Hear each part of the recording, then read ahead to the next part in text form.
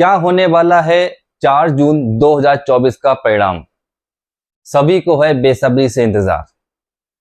मेरा आकलन है कि भारतीय जनता पार्टी को 4 जून 2024 को 280 से लेकर के 300 तक सीटें आ सकती हैं। 280 से 300 के बीच में सीटें आ सकती हैं। और जो भाजपा गठबंधन है, एनडीए का गठबंधन है, एनडीए को 315 से लेकर के 335 के बीच में सीटें आ सकती हैं। और जो इनका वोटिंग परसेंटेज है वो भी लगभग ऐसा ही कुछ रहने वाला है। लगभग 30% के आसपास बीजेपी को, 30 से 35% और 35 से 40% के बीच में एनडीए गठबंधन को कुल मिला के वोटिंग परसेंटेज मिलता हुआ मुझको प्रतीत हो रहा है। ये मेरा अपना सेल्फ एनालिसिस है और ये तो 4 जून को पता लगेगा कि मैंने कितना सही और सटीक बताया है या नहीं बताया है। और साथ ही कुछ और भी आकलन, जैसा कि लोग कहा करते हैं आप कांग्रेस के बारे में नहीं बोलते हैं, दूसरों के बारे में नहीं बोलता हूं।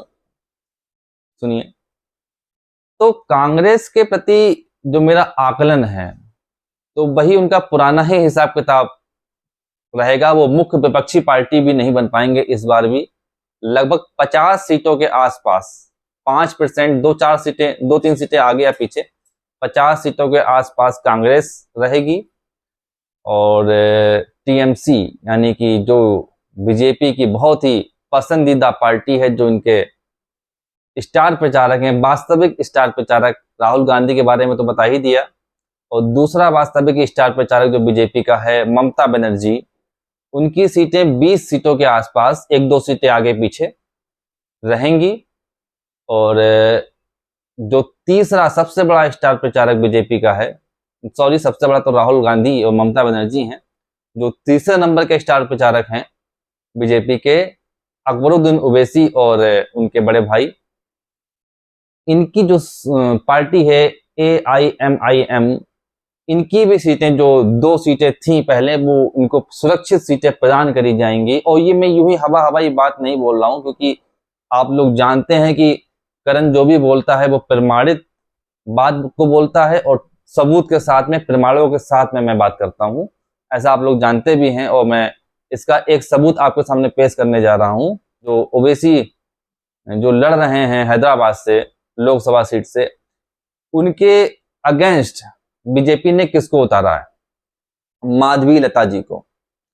जबकि हैदराबाद में टाइगर ऑफ हैदराबाद कहा जाता है टी राजा को, बहुत ही धाकड़, दुंदा और पसंदीदा चेहरा है वहां के हिंदू जनमानस का।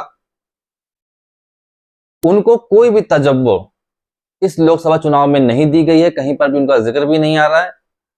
और यदि उनका कोई कैंडिडेट होता टी राजा से संबंधित या टी राजा जैसा ही छवि वाला कोई नेता अगर उतारा जाता हैदराबाद लोकसभा से, तो उसकी जीत की संभावनाएं काफी अधिक होती।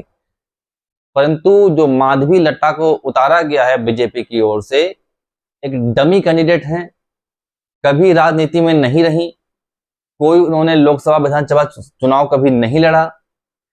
भारतीय जनता पार्टी या किसी भी राजनीतिक पार्टी के साथ में उनका कोई इतिहास नहीं रहा है। ऐसे डमी कैंडिडेट को ओवैसी के अगेंस्ट उतार करके भारतीय जनता पार्टी ने इस बात को प्रूव किया है कि वो पुनः ओवैसी को जिताना चाह रहे हैं, क्योंकि भाई वो उनके स्टार प्रचारक हैं और अपने स्टार प्रचारक को सुरक्षित रखना तो ये इनका धर्म है ही। तो राहुल गांधी, ममता बनर्जी और ओवैसी को इसी प्रकार से ये जिंदा रखेंगे और अपने स्टार प्रचारक के रूप में, और खुद को जितना हमने बताया है लगभग इतना ही सीटों पर स्थापित करने में पूर्ण रूप से सफल होते हुए नजर आ रहे हैं। और अब लोग मेरे बारे में पूछेंगे कि आप अपनी पार्टी का बताइए, राष्ट्र धारक दल के बारे में बताइए। आपने उसके बारे में नहीं कहा तो मैं उसके बारे में भी बोल दूं कि अपना जो मुख्य लक्ष्य है वो है कि भारत के संसद में विपक्ष के अंदर कुछ भले लोग, कुछ राष्ट्रभक्त, देशभक्त, सनातन भक्त लोग पहुंचे केवल यही एकमात्र लक्ष्य है हमारा, और कुछ ऐसे लोग पहुंचने की संभावना है। आप लोग प्रयास करें तो कुछ ऐसे लोग अवश्य ही पहुंचेंगे।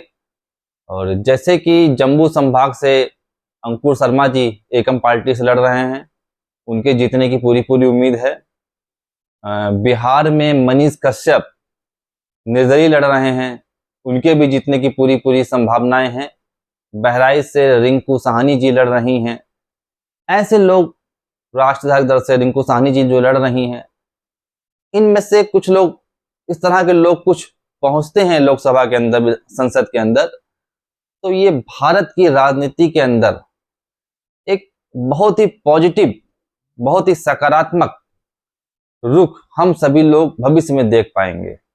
देश और धर्म को बचाने के लिए कुछ भले लोगों का संसद के अंदर होना अत्यंत ही आवश्यक है, और यही प्रयास हमारा और हमारी पार्टी राष्ट्रधारक दल का है कि कुछ अच्छे लोग वहां पहुंचे और सकारात्मक, राष्ट्र के हित में, सनातन के हित में, पर्यावरण के हित में कुछ सकारात्मक कार्य भी हों, उनकी आवाज उठे।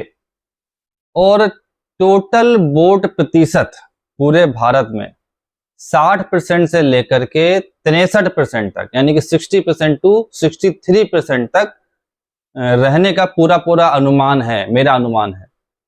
और ये सारे अनुमान मैं आपसे ये 18 अप्रैल 2024 को साझा कर रहा हूं, और आगे देखते हैं। धन्यवाद।